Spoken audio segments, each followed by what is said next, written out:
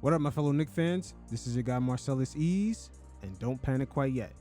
Now in this segment, we'll be taking a look at the Knicks transitions going from games 5 to game 6, and eventually closing out the Detroit Pistons, as this series really kind of told us a lot. First of all, each game was decided by a very thin margin. In game 1, it was only decided by 11, game 2, 6, game 3, 2, game 4, 1 point, game 5, 3, and game 6, only 3 points. And with these thin margins, a young Detroit Pistons team had to be perfect going down the stretch, which was something that they struggled with throughout this series. Also, the deciding factor within all this was the Pistons' main star, Cade Cunningham, as the Knicks defense set him up in the closeout game to do something that he struggled with in games 4, 5, and 6. So we'll dive deeper into that. And what's going on with the Knicks bench? They were MIA for the whole series, outscored in every single game. And just to add a little sauce on top of that, the inconsistent scoring from the Knicks offense from quarter to quarter. In games 4 and 5, it was a struggle in the third. And in the closeout game, the Knicks struggled in the fourth, only having a handful of points in the first 7 minutes just to outscore the Pistons on an 11-1 run. So we'll dive deeper into a lot of these nuances, as it's going to translate going into the next series against the Boston Celtics. And Thibs, I got to say, he's going to be coaching for his remaining life in New York City. I'm not going to say no more. Let's just get to it. I'm from New York. That's why it's important. Me repping my city it's amazing. A lot of people pray to be in this position, and I'm not going to take it for granted. I promise you that. Alcohol, right? Now to start this off, there was quite a few changes before this series ended. I was saying games 4, 5, and 6, especially starting out with Ausar Thompson and the way that Josh Hart also defended. Now in this game right here, game 5, Ausar Thompson started giving Josh Hart the same treatment he gave him in game 4, where he completely ignores him and helps out with anyone penetrating and getting into the paint. And the reason why I bring this up is because it disrupted the Knicks offense in game 5, the same way the Knicks disrupted the Pistons offense in game 4, just having multiple players sag off of Dennis Schroeder.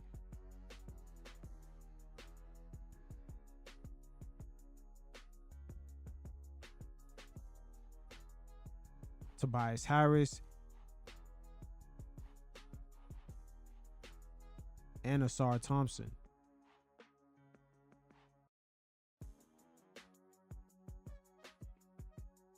And this is where Thibs sometimes gets a lot of slack when it comes to the offense. You see in game 5 where Ausar just draped all over Brunson in the backcourt, just forcing the Knicks to go an alternative route, having Josh Hart bring up the ball, or even Deuce McBride at times, just to get Brunson to switch off ball. But a lot of that movement just took too long during certain possessions. And this is where we see a stark difference going from games 5 to game 6. But the Knicks offense was just running with a lot more speed, a lot more pace, and with a lot more intention. Here's a prime example of it here. JB gets the ball with 16 seconds left in the shot clock, and they waste about 7 seconds just for him to get an ISO with about 9 seconds left. This is why some of these third quarters in this series have been pretty much stagnant. JB going all the way around just to get the ball back, and nothing is really going to come out of it. Jumping into game 6, look at JB moving off ball. Guys actually getting the switch. Now OG is on the SAR. Guys are just moving with a lot more purpose, getting the matchup that they want. Again, this was an issue causing a lot of stagnation in these third quarters. Check out Cat. Should have re-screened right here and pin Ausar and pull him down. This is the matchup JB wants. He wants that one-on-one with Tobias Harris. But nothing happens there, and JB gets the matchup that he doesn't want. But jumping into game 6, again, they put a lot of pressure on Brunson with Schroeder and Beasley. So now Josh Hart has to bring up the ball, and they got into their offensive sets a lot quicker. Now jumping to the Pistons rising star Cade Cunningham, not only he had to be perfect for the remaining part of this series, but also so does his teammates. In Game 5, the script couldn't have turned out any more perfect. Jalen Duren, in an unusual turn of events, was actually perfect as the role man with Cade, as he had 6 assists and he was making great decisions, finishing at the hoop himself, which has been a struggle not only for him, as well as guys like Ausar Thompson. That's why I had said in my previous segment that in a way, Cade Cunningham is in the same position Jalen Brunson was in when he first had showed up in New York. My man Julius Randle on one leg, he wasn't necessarily known as the guy to run pick and rolls with, especially being the roller. And with Quentin Grimes and RJ Barrett not really consistent with the shooting, Jalen really didn't have that many options. And also we got to factor in that pull-up game that he has today, especially from 3. He didn't necessarily have that package in year 1 with New York. But tying this in with the Pistons, Cade Cunningham is facing the same obstacles. Dennis Schroeder and Tobias Harris is not necessarily known for being 3-point shooters. Even though Harris has been kind of doing his thing in this series, it's still not going to be as consistent to get them over the hump. So you start to see where the Pistons begin to run into a brick wall. And for Cade Cunningham, in the last 3 games of this series, he struggled from 3. In Game 4, he was 0 for 3. In Game 5, he was 1 for 4. And in Game 6, he was 0 for 8. Let's emphasize that he was 0 for 8 from 3 in Game 6. And it's because the Knicks tested him by having guys go under the screens. And the Knicks tested him every single time he ran pick and roll by just going under the screen. Look at Mikal right here. JB would hedge, and he would have a split second to get an open 3. And in Game 6, it worked to perfection. Even though Cade went 0 for 8, there were plenty of times where guys went under the screen. He had a chance to take the shot, and he just passed it up. This is when you truly know you got him. Look at OG. He goes under the screen. Cat is in drop back coverage. I mean, Cade right there. He had it. And he just passes it up. It's going to be a good offseason for Cade to add that pull-up to his game. But look at OG right here. He tries to go under the screen, and he runs into Schroeder. JB, once again, he's just hedging, and he's going to recover. But it's going to be a split second for a wide open shot. Cade elects to take it, and you begin to see where the dominoes start to fall. Again, this time with Mikal. As you can see, he's trying to cover the drive. He's trying to get right here. They don't care about giving up that space. Again, this is where Jalen Brunson was at a couple seasons ago. Not necessarily having the 3-point shooters, not having a talented big like Karl Anthony Towns at the 5, who could pop out and drive if need be. And this is really where the game starts closing in on Cade. Throughout this series, we've seen Jalen Duren as a roller struggle at times with his decision making. Same thing for Ausar Thompson. Slight mistakes here and there, not being quick enough on the decisions. Also, sometimes his ball handling is lacking. But most importantly, we got to factor in the crunch time situations. In games 1, 3, 4, and 6, Brunson was the one that had the playmakers who could make the shots. Karl Anthony Towns in game 4, and JB himself, not afraid of the big moments, had made the crucial buckets when the Knicks really needed them. And the same cannot be said for Cunningham, as well as the rest of his teammates. And it's to be expected. A few lack of details when it comes to on-court positioning, especially with Ausar Thompson. Ausar lost track of Brunson in game 1. We've seen Jalen Duren have a misstep with the inbound pass.